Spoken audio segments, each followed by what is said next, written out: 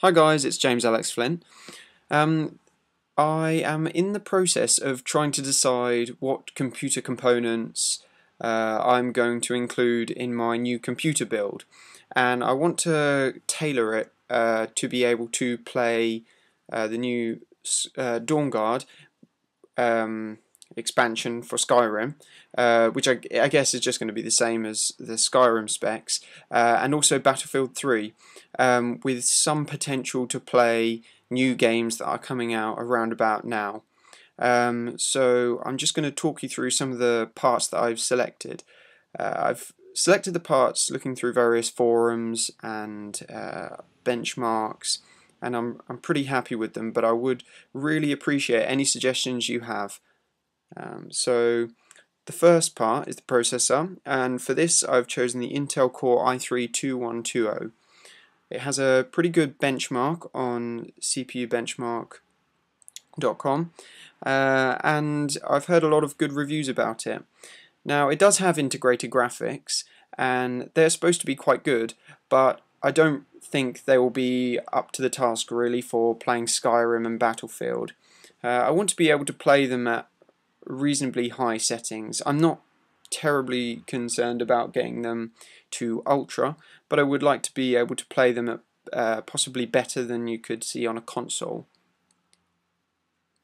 So moving on to the graphics card, the 6850 is a really good chipset, and I've seen lots of really good reviews about it, and actually on GPUbenchmark.com you can see it's the highest value to, price-wise, best bang for your buck, if you like. So that seemed like a no-brainer, really, and you can get them for a pretty good price.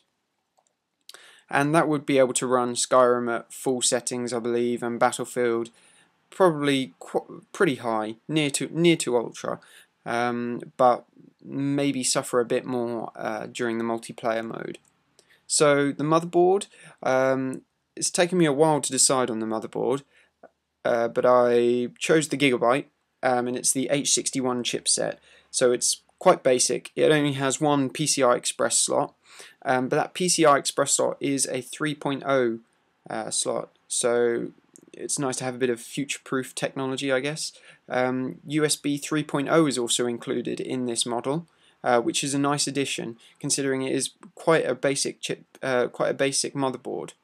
Unfortunately, there's no SATA 3, but I've seen videos on YouTube that seems to suggest that there's not entirely much difference between SATA 2 and SATA 3 when you look at real-world situations, for example, boot time and application loading time.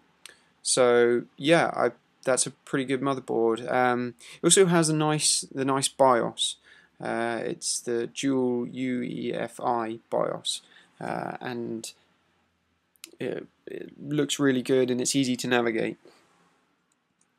So moving on to the RAM, just standard, just going for a 4GB kit of Corsair RAM, 1333 MHz, because that's the highest that the motherboard will support.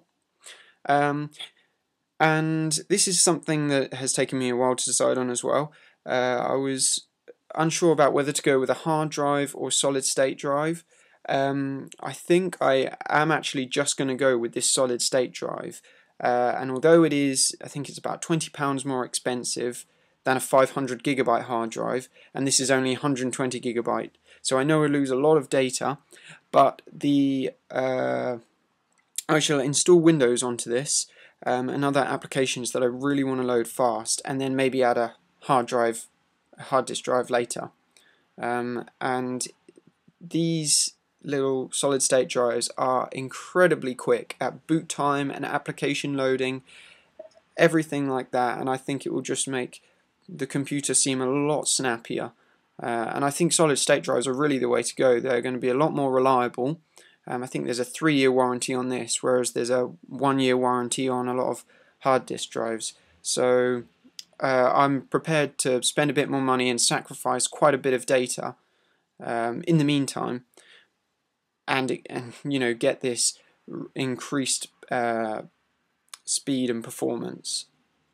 So the case, I'm a bit confused about the case. Well, not confused. I'm just still not sure which one to go for, really. Don't want to spend too much, and I know the Antec 300 is slightly cheaper, but the Cooler Master Storm Enforcer has a lot of nice features. It also looks a lot nicer. I like the red LED fan and the Perspex window. So if you have any suggestions, please let me know, because I would really appreciate any opinions you have on that matter. Also, a nice thing to note is that they have a lot of dust filters, which you don't normally see in kind of budget end cases, which is a pretty good feature. I believe on the Antec 300 the front panel USBs are only 2.0, and the Cooler Master possibly has 3.0 USB ports, but I'm not sure about that. So the PSU, I've gone for a Corsair 430 watt. I've the 6850 graphics card recommends a 500 watt or above, but I've spoken to a lot of people and they seem to think I'll do just fine with a 430 watt. So I think that's what I'm going to go for. It's not modular, which is unfortunate, but then again, I'm not really that concerned about the appearance. I just wanted a good power supply, and Corsair, very reputable. They have an 80+% efficiency, which means it will draw less wattage out from the system, from the mains, so it will be a lot cheaper to run.